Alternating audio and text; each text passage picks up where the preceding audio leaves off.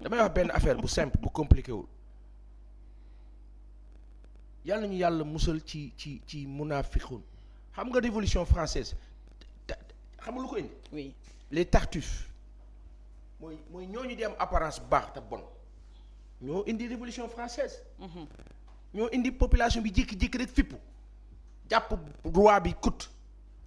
boog soxnaam pour ñu mën a noyyi te li koy indi mooy ay munaafiqun yu dajaloo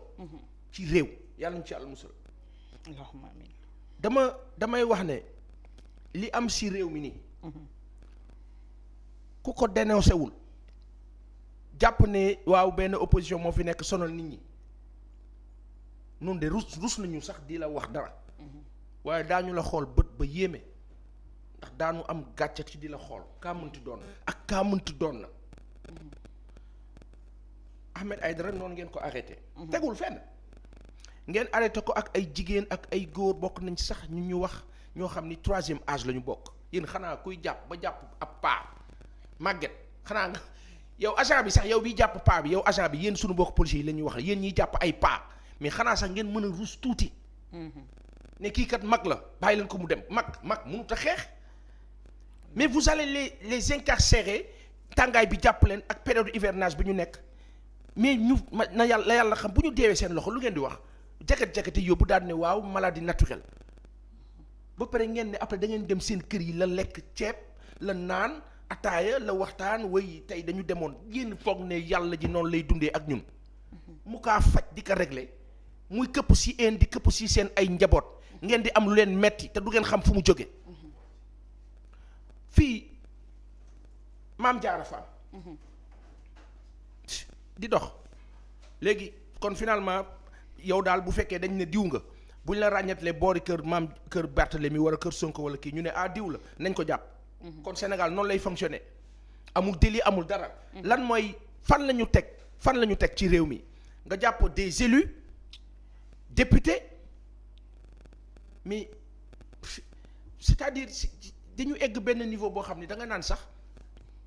mais nag ñi ñu jiite dañu mel ni ñu nekk en mission commandée. ah oui dañu mel ni laa wax waxuma dañ ko doon dañu mel ni. maanaam dafa mel ni dafa am loo xam ne dafa leen di obligé par force foog ngeen def lii loolu nag kenn xamul la mu doon waaye li leen koy man xanaa ku may forcer doo ma forcer lu may sacrifier. ñu mel ni dañuy topp ndigal daal nga bëgg a wax. tey jii nii. ñu wax ko fii ñëpp dégg que la xew Congo xew feneen ak feneen ñu jaay doole population bi di massacrer di rey pour des intérêts vils et sales. loolu mënul am Sénégal. noppalu leen kilifa yi ngeen di xam ne yéen a ngi plan parce que Sénégal dafa bëri alal ngeen nekk ak ay nasaraan yoo xam ne ñoom dañu am ay plan ngeen bëgg ko këpp ci kaw population yi du sotti nasaraan moom am na lu ko doy ñàkk na assemblée majorité c'est fini abaana piw plan bu mu mënoon ti am boobu yàqu na xaw ma nag lu leen wundu ñoom la ca des ñoo xam amaana Mélenchon bu jiitoo foofu ak nit données yi dana changer amaana on espère mais mënuñu fii ci réew mi wax naa fi démb ne yàlla ñu yàlla musal ci calme apparent bu mel ni calme nii ñu naan calme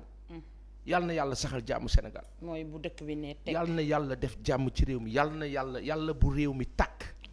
yàlla bu réew mi dem ci musiba ñu naan faat nañu def nañu lu bon réew ma tàkk na yàlla bu kenn yàqule amiin amiin mais am na jëf ja nga xam ni dafa mel ni jëfab seytaane boo xam ni loolu la bëgg moom mënu leen téye ñetti nit un maire de ville élu Déthié Fall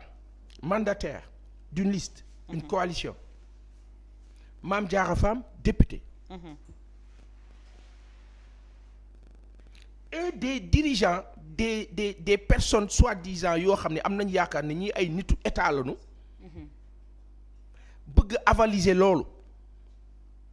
déglu nañ sax le ministre de la justice mu ne il faut que ñi nga xam ni waaw dañoo outrepasser la loi ñu assumer lan moo la assumer ki outrepasser la loi mooy ki bañ a appliquer constitution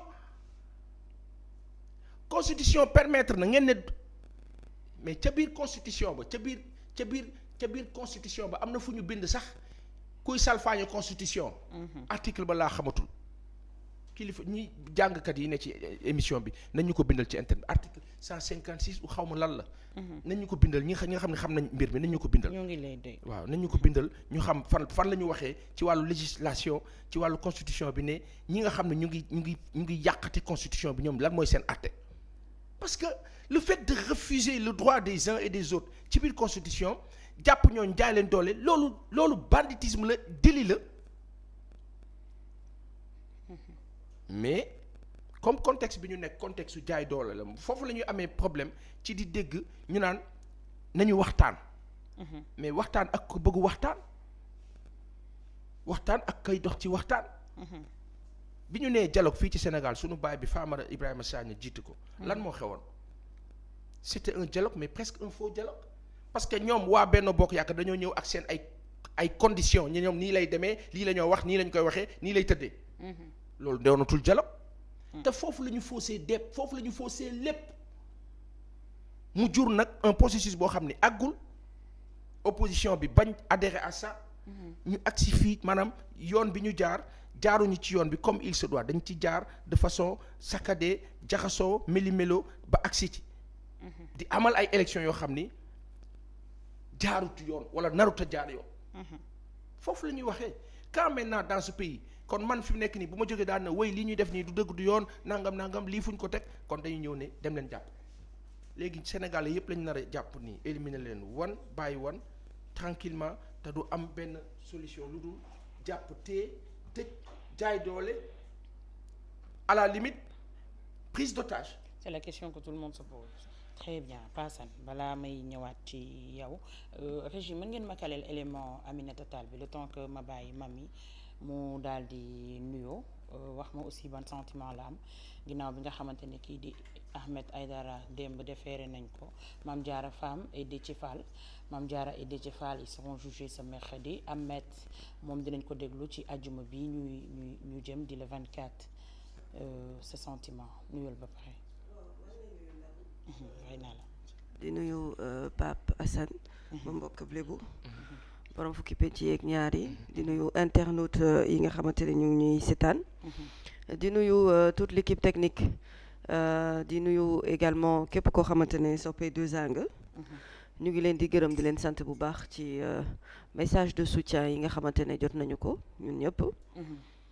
Nabou di sant yàlla bu baax di wax alhamdulillah lu tax ñuy sant mooy sunu borom bu la naree dooleel nar la kàttanal faw mu jaarale la ci ay nattu te ñu ngi di xew yëpp ñun en tant que jullit et en tant que croyant teg nañu ko tout simplement ci le fait que sunu borom moo ko bëggee nii nattu la ñu nangu ko te xam ne ki mu ko teg itam àttan na ko di El Hadj Ahmed Aïdara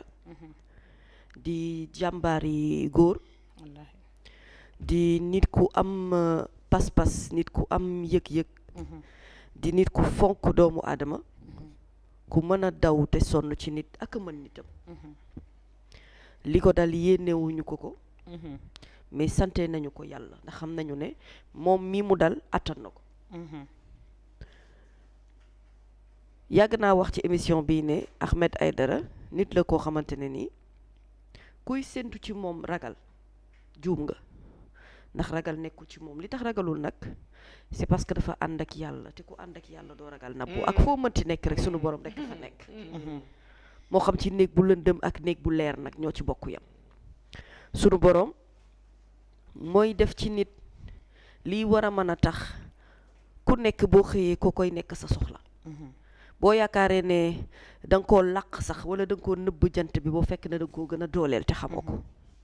moo tax ñu ciy santat yàlla bu baax a baax a baax metti na nag ndax bu ñu sañoon bu ñu xëyee jàkkaarloo ak moom ni ñuy jàkkaarloo ak moom saa su ne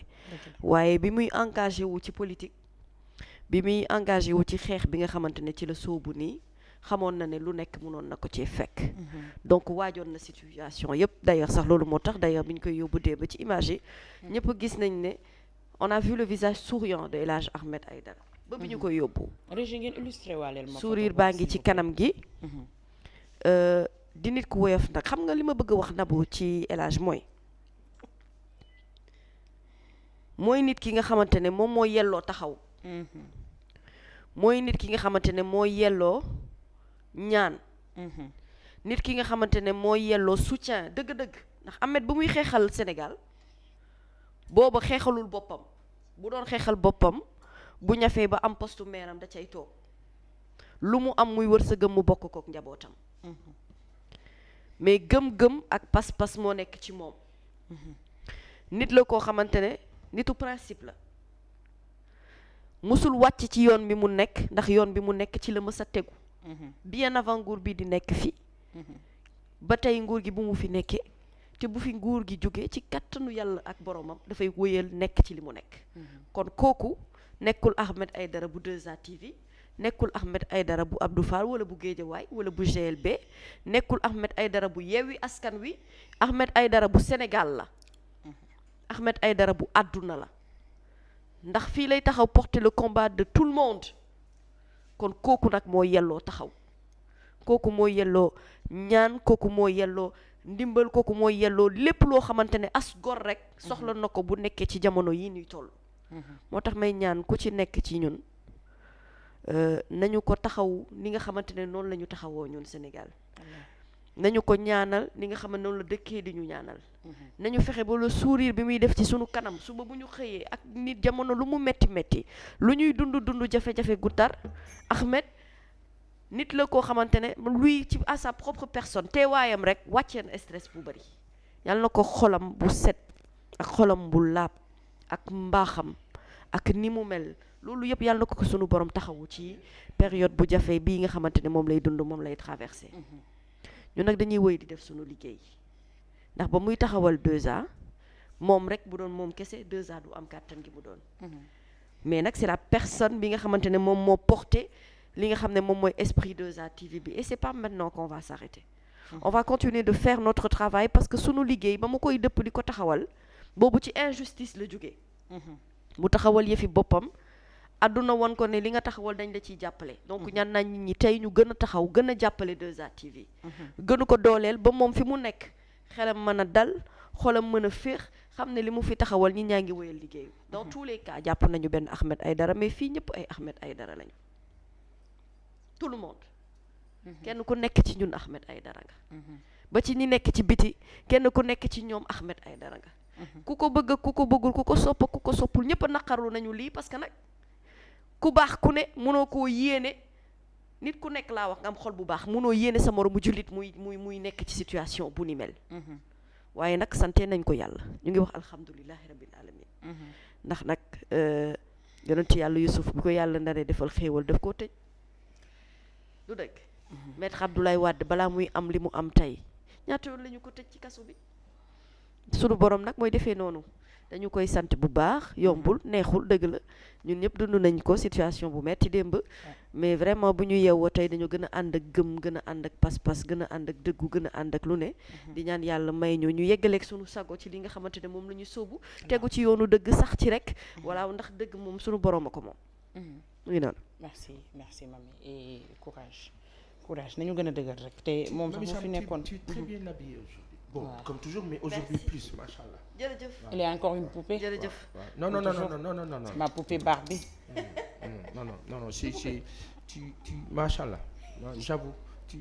waay yéen Baye Mbarick da nga iñaan wala da nga soxore Mamy Samb wala daf la neexul ba mu wone Mamy Samb ay waay lan la woneel Mamy Samb lan mooy sa problème mais mami la ñuy wone woneel Mamy Samb naka woneel Mamy Samb xam nga Baye Mbarick daa bëgg a defanteeg yow tànk yaa ngi naan waneel Mamy Samb ci yow waaw déedéet te yow lay wane sax da nag nga koo fàtte mooy soosu mutaat li muy garaaw yow soosu mutaat rek soosu kaan yi nga bëgg a dugg seen diggante kenn du la faale Baye Mbarick daa mën a defante kenn du ko faale de bala moo moytu rek ma bind fi challenge Baye Mbarick ndëdd nan mooy loolu ndëgg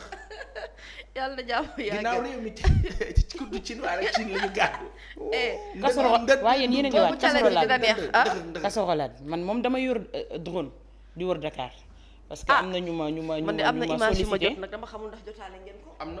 ah oui bien sûr loolu il faut ñu teg ko tey dinañ ko teg après régie bu fekkee élément Aminata Tall bi pare na ñu dem si déglu kàddu yi nga xamante ne wax na ko ci ci situation dëkk bi ñu daal di ñëwaat c'est pareegul mais ba tey mën nañu wax ci kàddu yu Aminata Tall yëkkati dafa mel ni sax ñu bari yëkkati nañ ay kàddu di ñaawlu li nga xamante ne moo xew actuellement ci dëkk bi mel ni yëf yi jaay doole la paasan. non Aminata Tall dinañ ko déglu après. ñu ngi kii élément ci technique bi dinañ xool. su possible mais déglu ko mooy information. damay wax benn affaire. bu simple te compliqué wul. gis nga lu dul dëgg. suy faral di am. ba pare di bari. noo def éclatement am. gis nga ñaan yëpp mooy li ne suñu xol. mooy li ñu bëgg maanaam bëgguñu coow bëgguñu jafe-jafe. mais gis nga koo xam ni da nga seq ak moom mu am jikkoy baadoo la am nu moo taxawee ci suñu ay rapport quoi léegi-léeg nga seq ak nit mu doon baadoo la da ngay moytu ba mais gis nga da ngay jékki-jékki ba gis nga booy dal ci kawam doo ko tey te yàlla dimbali ñu ba bu réew mi jóg di dal ci kaw. président Macky Sall ak ñi mu àndal yéenewuñ ko. mais léeg-léeg jëf di bare ngeen jàpp doole gis nga nag léeg-léeg aussi la lay tënk ak ña lay tënk. nekk sa ginnaaw. te ndeysaan ñooñu ak ñoo gaaw ci mbas nit. je prends l'exemple je le dis cru la France. nga wéeru ci ñoom nii pays africains yi ko def yëpp laaj leen. laaj leen Jean Bedel Bokassa bi jiite woon Centrafrique dem ba jàpp ni empereur la ay njabootam xam nga nu ñu muddee. man di bay tërëf ci mbeddu Paris ñu leen dee jagat-jagate. ñaanaluñ ko kenn yéenewuñ ko kenn parce que àq dafa sew te graaw. yéen mën ngeen yaakaar ni mën ngeen nit doomi aadama yéen ragalu leen yàlla di ragal ay tubaab yu leen di tënk ngeen di def. maanaam yéen ay tubaab di leen napp di leen defloo ngeen bëgg a jaay doole seen askan. loolu ngeen foog ne dëgg la. Sénégal xulil waaw du réewub jaam boo xam ne da ngaa jàpp askan bi la téye leen nii. def li la neex di dem mais man j'ai envie de parler à nos forces de sécurité. da nga leen di xool xam ni ils ne sont pas heureux ñu ngay def loo xam ni neexu leen parce que ñu ni neen la ñoo bokk kër ñoo bokk koñ laaj leen kilifa yi nekk ci police bi nekk ci gendarmerie ñii nekk ay commissaire ñii nekk ay inspecteur ñi maanaam li ñoo gis ni ñoo la gën a xam ni du dëgg du yoon ils obéissent à des ordres mais ordre nag am na fu muy yem. ordre am na fi muy yem. sunu bàyyi ba Jean Alfred Diallo yal na ko yàlla defal jàmm fa mu nekk xulit waaw Léopold Sédar Senghor da kaa defloo mu yeb ko ne ko defuma parce que ñii nii mbooloo mii du ma fi tiire loolu moo la dayoo xam nga dayoo mooy ñu def loolu lu bon nga ne lii duma ko def nga nekk ci administration ministre de l'intérieur def loolu nga ne monsieur le ministre je le fais pas nañ la dàq te yàlla sàkk la yow ragaloo yàlla julli tàkkusaan jot nga toog fi nga toog ci sa bureau faale woo yàlla waaye ministre bi ne bëreet nga naaw te ministre bi war a mën a wàcce yàlla mën a wàcce ministre bi ci ay secondes dootoo ko gis gars yi dañuy fàtte sunu réew mi dañuy fàtte seen famille yi ngeen di jël teraanga di leen jox ñuy lekk bu leen jox riba parce que riba weesuwul sa autorité def loolu lu bon nga def ko nga dem ñu fay la salaire nga dem dugg sa kër ñu jox la essence yaa ngi lekkaloo sa njaboot la bon loo xam ni yaa ngi leen di lor ëllëg bu ñu ko waxee ni nag ñu naan xamuñu lu ñuy wax. ak noo ko xam. ak dafay fayeeku fu sori. yàlla na ci yàlla musal Abdou Fall Ngala. Mami Samb. ab réew xol ba rafet ba yaatu ba yiw moo kaa jiite. loolu dëgg. xol ba ñuul du jiite réew. yàlla nag léeg-léeg mu teg nattu askan pour won leen. ne leen ñii ñooy ñii. ñii ñoo la ñee ñii ñoo la ñële dégg nga bu ko defee ñu ràññatle tey Ahmed Aïdara dina gën a ràññatle dina gën a xam kan mooy kan ñan ñooy ñan ci ñi ko wër ci ñi muy liggéeyal ci ñun ci ñi nekk ca mairie ba ak ñeneen ci conseil municipal bi ci l'association des maires du Sénégal ci toutes ces autorités yi fi nekk ci ay am di jàmmam ba ci njabootu boppam parce que taxawaay am na gis nañu ay soxnaam ndeysaan ñu leen di masawu bu baax. wante dañuy wax foofu sax lay wax ne sunu yaay bi Aminata Tall dafa tenir ay propos lenn la ma si jàpp au-delà de tout. mooy sax ci xel nan ngay waxee suppléant te titulaire amul yow kay neel titulaire yi rek boo dee titulaire ñu ne ana suppléant nga ne non suppléant amul dès lors que y a pas de suppléant ou y a pas de titulaire la liste est incomplète kon la ñu wax ci loi électorale ba kon faussé na soit vous da ngeen di exclure liste bi complètement voilà te loolu bu ñu ci duggee mooy kon yéen bu ngeen nee Yewwi du bokk kon Benno du bokk. te ñii taxaw naan élection dafa war a am ñoom dañoo l'autre opposition qui dit élection dafa war a am ñoom dañoo am dëgg danoo wax dëgg de. élection yi dafa war a am. bémol bi rek ci ñoom ci seen kàddu mooy élection yi dafa war a am waaye élection yi dafa war a am ci yoon mooy bémol bi. élection yi dafa war a am mais yokk leen ci yoon su jaarul yoon kon lan la ñuy def nu xool nu ñuy def ba mu jaar yoon beneen opposition bi laay waxal comme léegi dafa am ay opposition yu bare et foofu damay taxaw may ngeen ma taxaw foofu. waaw ayca. defal stop defal arrêt lu la neex. naan café naan ndox. naanaaleel café bu la neexee sax. coalition. muy sunu kilifa yi sunu xarit yi sunu am di jàmm yi ñoom Bougane de l'autre côté. Thierno Alassane Sall. Abdourahmane Diouf l'excellent Abdourahmane Diouf ak kilifa yi nekk foofu yëpp ñoom Thierno Bocoum. Thierno aw ala sanu xarit nga Thierno dana wax ak aw. coalition aar coalition gëm sa bopp Bougane ak yéen ñëpp ngeen ne da ngay nekk ci opposition di défendre intérêt Sénégal. rejoindre leen combat bii bàyyi leen œillères yi ak semblant bi ngeen ànd ak ñii. parce que dañoo nekk ci dëgg xam nga ànd bi lan la waxuñu leen ngeen bokk Yewwi Askan Wi de ku nekk ak sa gis-gis ak say mbir mais ànd bi du weesu lu dul wax rek ci principe bi sur la base des principes dénoncer ce qui est en train d'être fait par ce pouvoir-là ardemment ne veut pas dire parce que quand vous le dénoncez dafay ànd ak jëf ci seen attitude ci seen façon de faire. bu fekkee da ngeen am ay support média ci seen ay traitement d'information bu fekkee da ngeen am leneen ak leneen ci ni ngeen kay doxalee mais mënuñu par exemple opposition di xeex principe ñëpp xam ne ñii li ñoo wax dëgg la yéen ngeen ne ci opposition ngeen naan ñooñu yaay waaw il mel ni ku am problème ak ñoom te war am problème ak ka ca des. moo tax population yi ngeen xam ko ngeen bañ ko xam faale wuñu loolu ànduñoo ak yéen ci loolu. mu ngeen am yaakaar nag ne way nit ñi demuñ ci marché bi wala dem nañ ci wala àdduwuñu wala àddu nañ ci. bañ ko permettre nit ñi dem nañ ci bañ ko permettre nit ñi am maanaam litige di gëstu di laajte di xool mais am na fu muy egg foo xam ni du leen neex du nu neex te waru fa àgg mais pour bañ mu àgg fa da ngeen war a def bloc autour de l'essentiel mooy lan Thierno Bocoum c'est entre nous monsieur Sall Thierno Alassane c'est entre nous quels que soient les Thierno Alassane Sall moom ak Mouhamed Diallo ñu nekk naataange non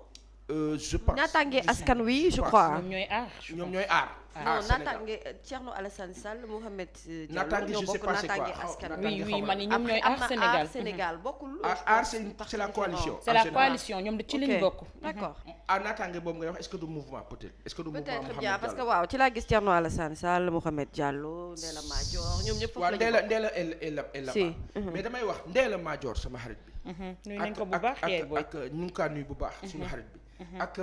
ak Thierno Alassane sama kilifa bi sama xarit bi koo xam ni quand même nañ ko wax fii moom moo taxaw ne président Macky Sall contrat bi ngeen bëgg a signer Total baaxul.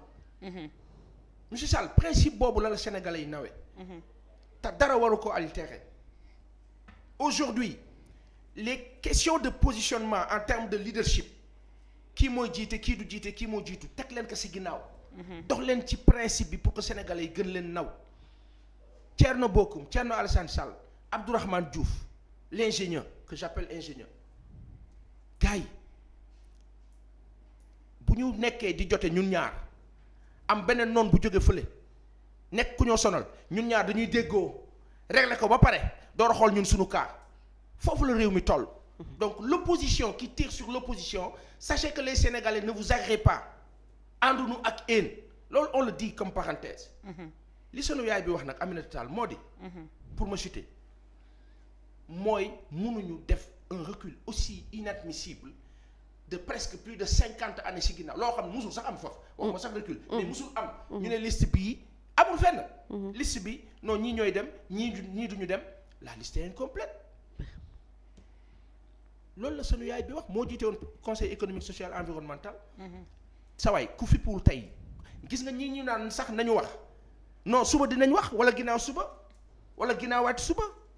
mais ñi waxul sax ñu ngi def ay tweet di naqar li nga xamante ne moo xew actuellement ci dëkk mais fan la ñuy waxee et ce pouvoir là n'arrive pas à déceler ou wala boog dafa gëmm. waaw boo gëmmee nag doo gis. dafa mel ni foofu laa doon ñëwee ci mami. est-ce que nekkuñ tamit di gëmm wala est-ce que élection sax dina am boo xoolee ni opposition ñoom ñu ngi tiire fi ñu tiire bàyyeeguñu état aussi mu ngi continuer di teg li nga xamante ne jéego yooyu la doon teg te delloogul ginnaaw. on va ci yan genre élection la ñu jëm wala est-ce que sax élection dina am. ci élection yu am tension rek ci la ñu jëm. bu ñu continuer ci système bi ñu nekk ni bu kenn ndax kenn. si ça continue comme ça. eh bien climat de tension bi dafay gën a empirer sax laay wax parce que ku ci nekk buy tirer ci côté moom c'est vrai que yëf yi du yombal lijjanti. Après je ne sais pas si au niveau de la régie l'élément de Aminata est prête sunu yaay jooju je rappelle qu'Aminata comme le disait pas Assane c'est une femme d'État avant ma yegg foofu Nabou même ma pëtaxlu tuuti rek parce que sinon dama koy fàtte te xel day fàttu ci li pas Assane doon wax sànq ci li nga xamante ne ñoom ñoo jëm ci wàllu opposition bi. ñu wax ko fi waxaat ko fi et je pense qu'on l'a dit ici dans une matinale. Oui. En fait opposition ci réew mënul am fukki opposition ak juróom-benn mënul nekk di opposition moom opposition rek lay tudd. ñi nekk ci membre opposition bi donte ñoom bokkuñu gis-gis mais comme je dis man le fait que en fait ñu noppi ci li nga xamante ne moom mooy xew nii yépp à la limite dafa mel ni dañu d'accord kon ci li ñuy def seen ay moroomu opposants alors que li ñuy xeex enfin je veux dire façon bi ñu koy xeexee mën nañ ci ñoom bañ a d'accord libre à eux mais li ñuy xeexub système la boo xamante ne en fait bu ñu ko xeexee ba am ci ndam c'est la réussite de tout un chacun c'est pas la réussite d'une seule personne c'est la réussite d'une nation parce que loo xamante ne ni jàpp nga ne lii dafay gën a suuxal li nga xamante ne moom moo jëm ci sunu wàllu démocratie mais loolu bu ñu ko bàyyee mu dem même ñoom itam bu ñu dee opposé wu fii ba l'an 2030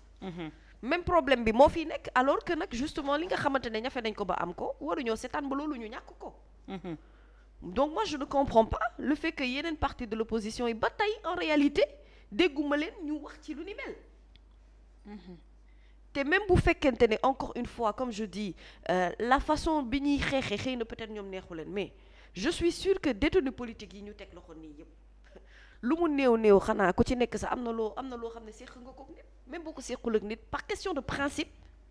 sa moroomu opposant ñu jàpp ko tëj ko loolu nit mënu ko noppi waale waaye xanaa ay opposants est-ce que yaa ngi comprendre fi may waxee ay opposants mën nañ bañ a bokk fi bien sûr li ñuy xalaatee mën nañu bañ a bokk stratégie mën na bañ a bokk voilà xalaat effectivement mais solidarité bi lay wax foofu lay waxee mais war nañoo sax mën a bokk li ñuy xeex parce que ñoom benn but lañu am ñoom ñëpp waa dama ni xam nga tey jii c'est vrai que ñoom seen liste jàll na ok dañuy dem élection législative très bien moo am beneen parti opposant boo xamante ne beneen coalition boo xamante ne nee nañ leen du ngeen dem ci principe wu seen ay titulaire du dem seen i suppléant ñooy dem waaye ñoom seen liste validé nañ ko ba pare xam nga kon ñoom amatuñu crainte ñoom jàll nañu ba pare dans tous les cas jàll nañu mais est-ce que ñoom itam bu ñu continuer ci lancé bi jàll bi ñu jàll est-ce que dina doon avantage ci ñoom man question la bu may laaj parce que Nabou bu nit di xeex loo xamante ne nii jàpp nga ne dafay suuxal démocratie yow même bu fekkente ne opposant nga te sa moroom opposant bi ni muy xeexee gis-gisam bokku leen ci solidarité bi laa bëgg wax man je parle de ça je parle de la solidarité xam nga tey jii lu ñu nekk journaliste lu ñu bokk xëy na peut-être ñàkk bañ a bokk gis-gis ak sunu ay confrères lu ci pas Assane kaas bu ëllëgee bu xëyee ñu gis benn moroomu journaliste am ñu def ko naka sudul noonu dañuy solidariser wu ak moom principe parce que benn corps la bu tudd journalisme kenn ku nekk ci ñun waruñu ko laal waruñu ko faagaagal waruñu ko néewal doole après nag buñ ci jógee ku nekk nga dellu ca yoon ba nga nekkoon dellu sa angle de traitement dellu ci sa ligne éditoriale dellu ci sa effectivement. mais le fait que en fait je n'ai senti aucune solidarité moi ça me pose problème parce que bu ñu demee ba dépassé nañu sax ay waxu liste dépassé ay affaire de manifestation ay bakken ñàkk nañu ci am na ay sénégalais yu ci ñàkk seenu bakken est-ce que comprendre nga ñu ne denn waaye mu am ñoo xamante ne dañ leen a teg loxo jàpp leen ñu jàpp ne jàpp bi ñu leen jàpp teguwul ci yoon après tu es opposant après c'est le silence moi je comprends pas je veux comprendre en fait ou alors qu'ils nous disent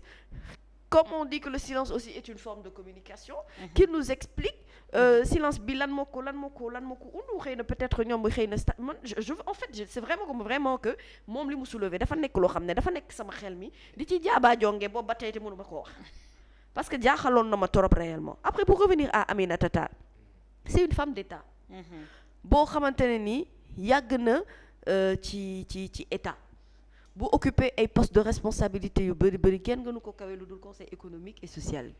qui a cheminé ak le président l'ancien président de la République maître Abdoulaye Wade et qui connaît